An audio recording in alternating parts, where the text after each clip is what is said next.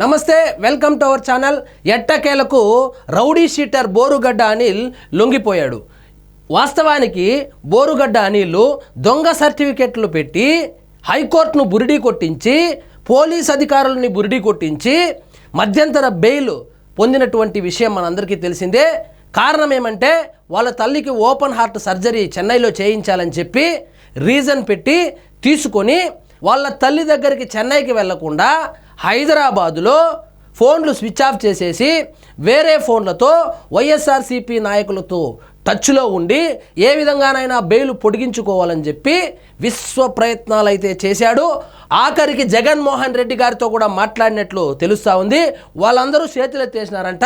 చేతులెత్తేసే లోపల బోరుగడ్డ అనిల్ ఇంక ఇది అయ్యే కథ కాదు, ఇది దానికన్నా ఇది పెద్ద కేసు కాబట్టి లొంగిపోదాము, ఆల్రెడీ హైకోర్టు సీరియస్గా ఉందని చెప్పిందనే తానంతటా తానే లొంగిపోయినాడంట. చూడండి, రౌడీ షీటర్ బోరుగడ్డ అనిల్కు ఆంధ్రప్రదేశ్ హైకోర్టు సీరియస్ వార్నింగ్ ఇచ్చింది.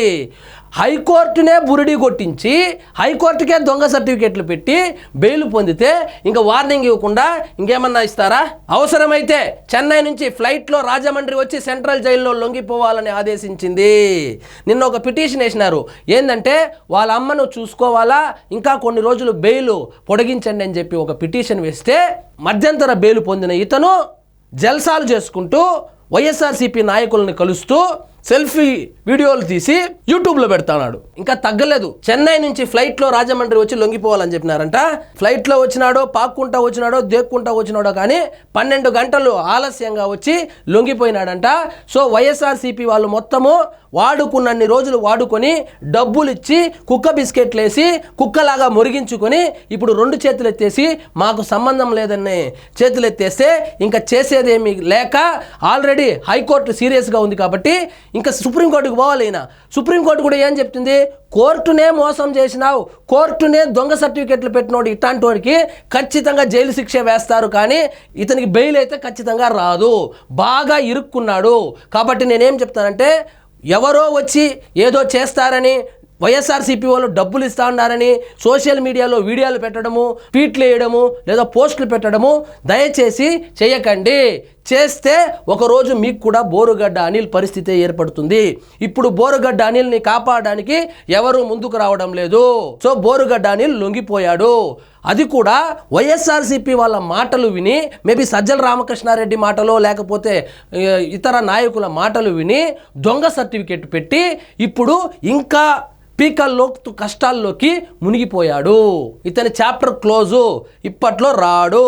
సో వాళ్ళ అమ్మ ఒక వీడియో రిలీజ్ చేసింది. ఆమెకంట 5 కూతుర్లంట, ఈయన ఒక కొడుకంట, ఎవరు లేరంట చూసుకునేదానికి. కాబట్టి బెయిల్ ఇచ్చి ఆమెకి అన్నం పెట్టాలంట. అమ్మ తల్లి, ఇంటర్వ్యూలో మీరు కూడా మాట్లాడు, మగాడిని కన్నానని చెప్పావే, అప్పుడు ఆ రోజు 4 పీకింటే ఈరోజు నీ కొడుకు నీకు ఆపరేషన్ అయినప్పుడు పక్కనే ఉండేవాడు. మీరేమో తిట్టురా నువ్వు, జగన్మోహన్ రెడ్డిని ఎవరు ఏమైనా బూతులతో విరుచుకుపడ్డాన్ని ప్రోత్సహించి ఈరోజు వచ్చి దళిత కార్డు వాడతానంటే ఎలా తల్లి? చట్టం ఎవరి చుట్టము కాదు, అది దళితులైనా అగ్రకులస్తులైనా చట్టం తన పని తను చేసుకుపోతుంది తల్లి. కాబట్టి నీ కొడుకు ఇప్పట్లో రాడు. నీకు 5 మంది కూతుర్లు ఉన్నారు కదా, ఒక 2 కూతుర్లు తెచ్చుకొని పెట్టుకొని నీకు ఏదైనా సేవలు ఉంటే చేసుకో తల్లి. ఇప్పట్లో అయితే బోరుగడ్డ అనిల్ అయితే వచ్చే పని లేదు. చేతులెత్తేసిన జగన్, లొంగిపోయిన అనిల్. ఇదన్నమాట విషయం.